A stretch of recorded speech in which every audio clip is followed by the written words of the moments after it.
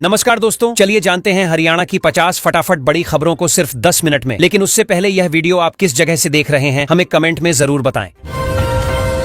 गुरुग्राम में 54 करोड़ रुपए की लागत से बनने वाले नए सिविल अस्पताल का निर्माण अब HSIDC कराएगा। राज्य सरकार ने तेजी से काम पूरा कराने के लिए यह जिम्मेदारी सौंपी है। आधुनिक सुविधाओं से लैस यह अस्पताल स्वास्थ्य सेवाओं को मजबूत करेगा। बढ़ती आबादी और मरीजों की जरूरतों को देखते हुए इस परियोजना को प्रदेश की महत्वपूर्ण स्वास्थ्य योजनाओं में शामिल किया गया है।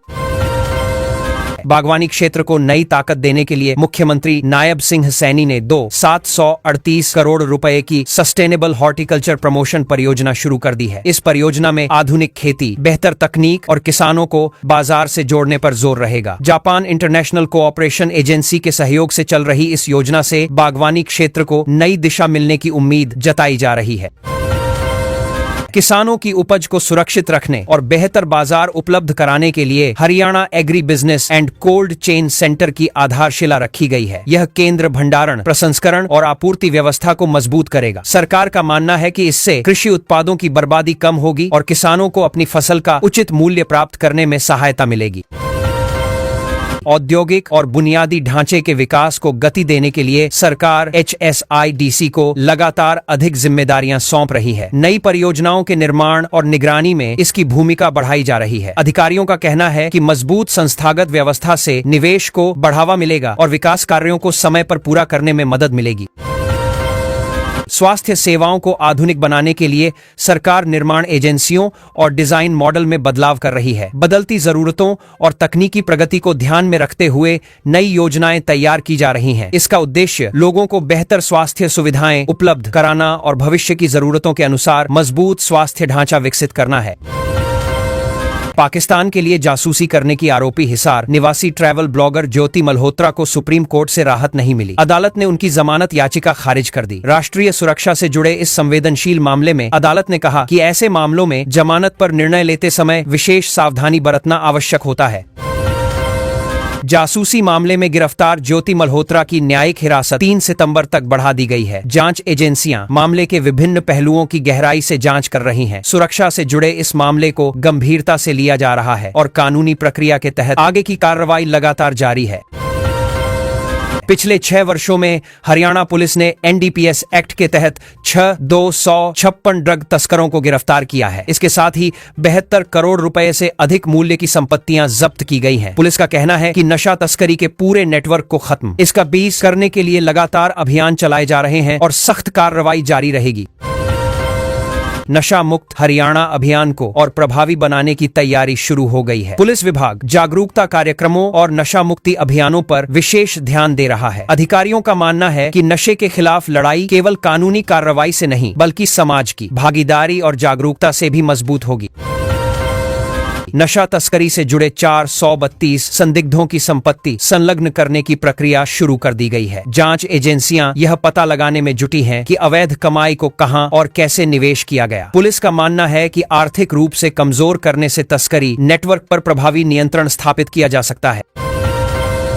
हरियाणा के DGP अजय सिंघल ने नशा तस्करी के खिलाफ उच्च स्तरीय समीक्षा बैठक की अध्यक्षता की। बैठक में अंतर्राज्यीय गिरोहों पर कार्रवाई और विभिन्न एजेंसियों के बीच समन्वय बढ़ाने पर जोर दिया गया। अधिकारियों को निर्देश दिए गए कि तस्करी नेटवर्क की पहचान कर उसके खिलाफ सख्त कार्रवाई सुनिश्चित की जाए।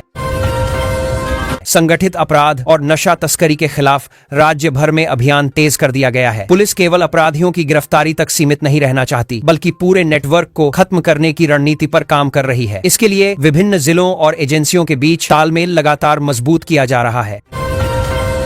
NDPS मामलों में शामिल लोगों की राज्य के बाहर भी डिजिटल निगरानी की जा रही है। आधुनिक तकनीक और डाटा विश्लेषण की मदद से संदिग्ध गतिविधियों पर नजर रखी जा रही है। अधिकारियों का कहना है कि इससे अपराधियों की गतिविधियों का पता लगाने और समय पर कार्रवाई करने में काफी मदद मिल रही है।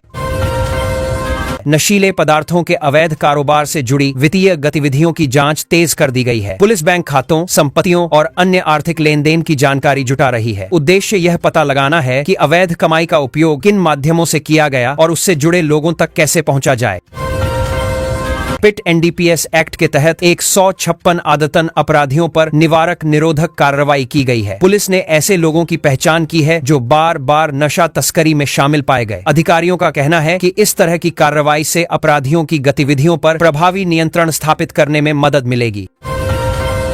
Haryana state narcotics control bureau ने नशा तस्करी के खिलाफ अपनी सक्रियता और बढ़ा दी है। विशेष टीमों के जरिए विभिन्न क्षेत्रों में अभियान चलाए जा रहे हैं। ब्यूरो अन्य एजेंसियों के साथ मिलकर काम कर रहा है ताकि नशे की सप्लाई चेन और वितरण नेटवर्क को पूरी तरह खत्म किया जा सके।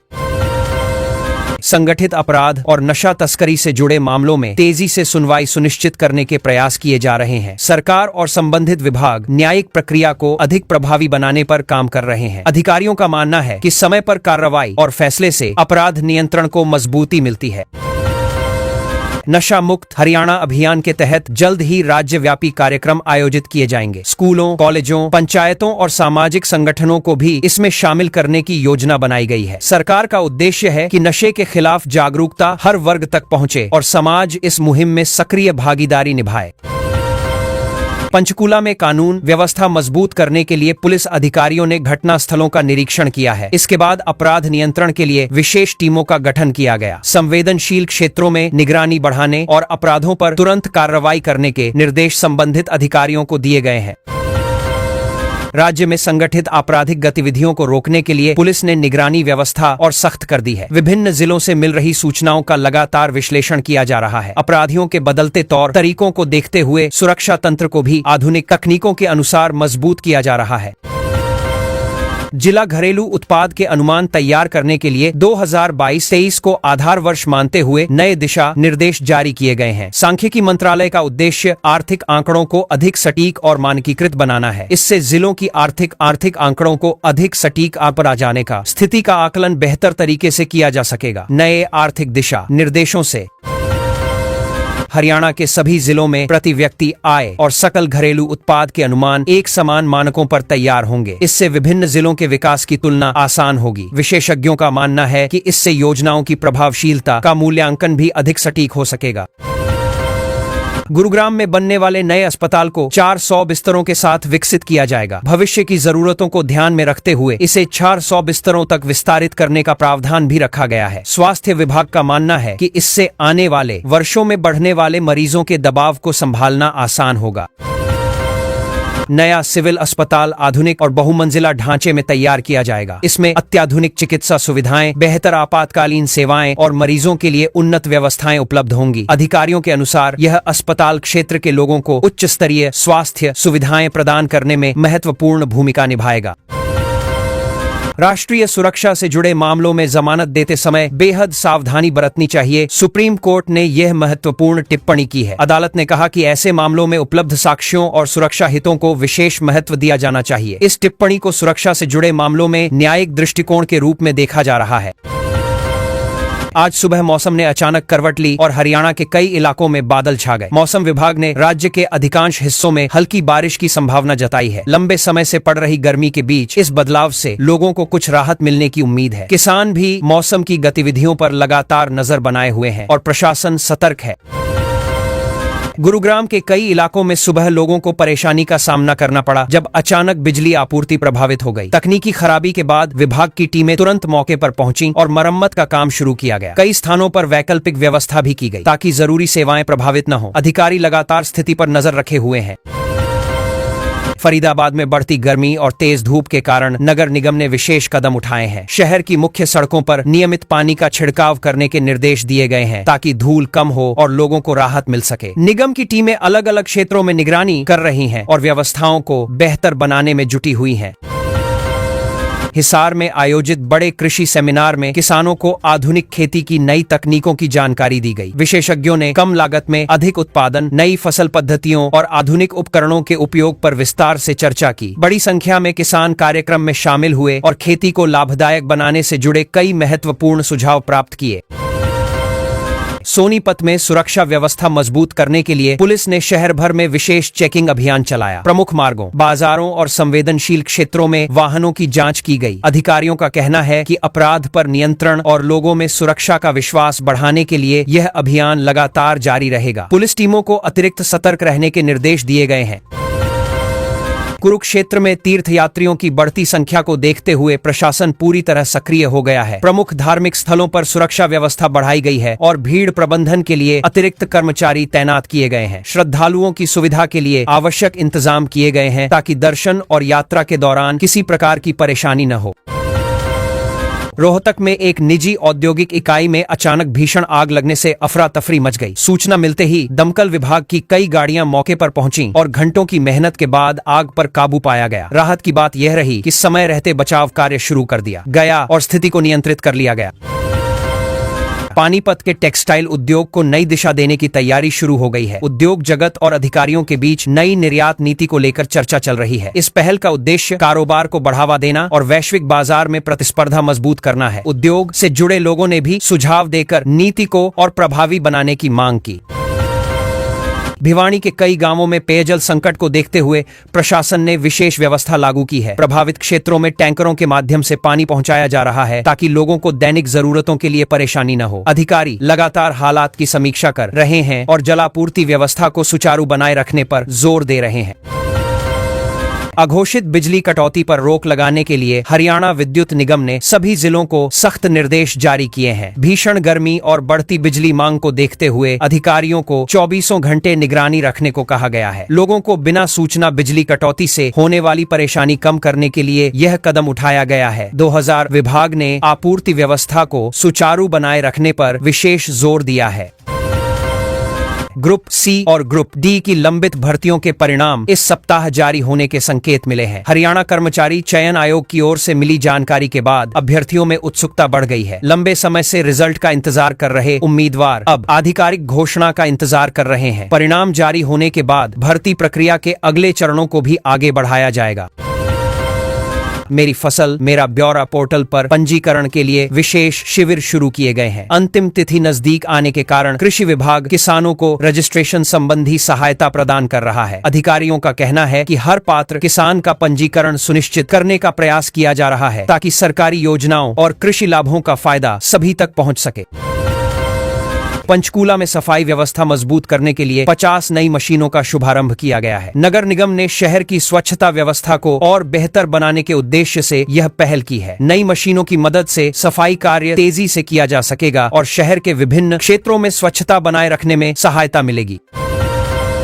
राज्य भर में बिना वैध दस्तावेजों वाले वाहनों की सघन जांच की गई। पुलिस ने विभिन्न सार्वजनिक स्थानों पर विशेष अभियान चलाकर वाहनों के कागजात और अन्य आवश्यक दस्तावेजों की जांच की। अधिकारियों का कहना है कि इस अभियान का उद्देश्य कानून व्यवस्था मजबूत करना और संदिग्ध गतिविधियों पर प्रभावी नियंत्रण बनाए रखना है। मारुति सुजुकी प्लांट विस्तार परियोजना के लिए भूमि अधिग्रहण की प्रक्रिया पूरी हो गई है। सोनीपत में प्रस्तावित इस परियोजना को औद्योगिक विकास की दिशा में महत्वपूर्ण माना जा रहा है। प्रशासन और कंपनी के अधिकारी अब निर्माण कार्य की आगामी तैयारियों में जुट गए हैं ताकि परियोजना को तय समय के भीतर आगे बढ़ाया जा सके। दुर्गा शक्ति ऐप के नए अपडेट का सफल ट्रायल रन किया गया है। परीक्षण के दौरान पुलिस का रिस्पांस टाइम 5 मिनट से भी कम पाया गया। महिला सुरक्षा को मजबूत बनाने के उद्देश्य से विकसित इस प्रणाली में आपातकालीन सहायता को और तेज तथा प्रभावी बनाने पर विशेष ध्यान दिया गया है। अगले 48 घंटों में दक्षिण और पश्चिम हरियाणा में प्री मानसून बारिश की संभावना जताई गई है। मौसम विभाग के अनुसार कुछ इलाकों में तेज हवाओं के साथ हल्की से मध्यम बारिश हो सकती है। लगातार बढ़ती गर्मी से परेशान लोगों को इससे राहत मिलने की उम्मीद है। किसानों और आम नागरिकों को मौसम की ताजा जानकारी पर नजर रखने की सलाह दी गई है। ओवर स्पीडिंग रोकने के लिए गुरुग्राम और फरीदाबाद के एक्सप्रेसवे पर एआई आधारित कैमरे सक्रिय कर दिए गए हैं। ये कैमरे तेज रफ्तार वाहनों की स्वतः पहचान करेंगे और नियम तोड़ने वालों के खिलाफ कार्रवाई में मदद करेंगे। सड़क हादसों को कम करने के उद्देश्य से शुरू की गई इस व्यवस्था से ट्रैफिक निगरानी पहले की तुलना में अधिक प्रभावी होने की उम्मीद है। गर्मी से बचाव के लिए सभी सरकारी अस्पतालों में विशेष ओपीडी शुरू कर दी गई है। हीट स्ट्रोक और गर्मी से जुड़ी बीमारियों वाले मरीजों को प्राथमिकता के आधार पर उपचार दिया जाएगा। स्वास्थ्य विभाग ने अस्पतालों को अतिरिक्त दवाएं और आवश्यक संसाधन उपलब्ध कराने के निर्देश दिए हैं ताकि मरीजों को समय पर बेहतर चिकित्सा सुविधा मिल सके। सभी सरकारी स्कूलों में नए शैक्षणिक सत्र से डिजिटल लाइब्रेरी अनिवार्य होगी। शिक्षा विभाग के अनुसार विद्यार्थियों को ई बुक्स, डिजिटल सामग्री और ऑनलाइन अध्ययन संसाधन उपलब्ध कराए जाएंगे। सरकार का मानना है कि इससे छात्रों को आधुनिक शिक्षा का लाभ मिलेगा और पढ़ाई को अधिक रोचक तथा प्रभावी बनाने में मदद मिलेगी। गुरुग्राम में एक 54 करोड़ रुपए की लागत से बनने वाले नए सिविल अस्पताल का निर्माण अब HSIDC कराएगा। राज्य सरकार ने तेजी से काम पूरा कराने के लिए यह जिम्मेदारी सौंपी है। आधुनिक सुविधाओं से लैस यह अस्पताल स्वास्थ्य सेवाओं को मजबूत करेगा। बढ़ती आबादी और मरीजों की जरूरतों को देखते हुए इस परियोजना को प्रदेश की महत्वपूर्ण स्वास्थ्य योजनाओं में शामिल किया गया है।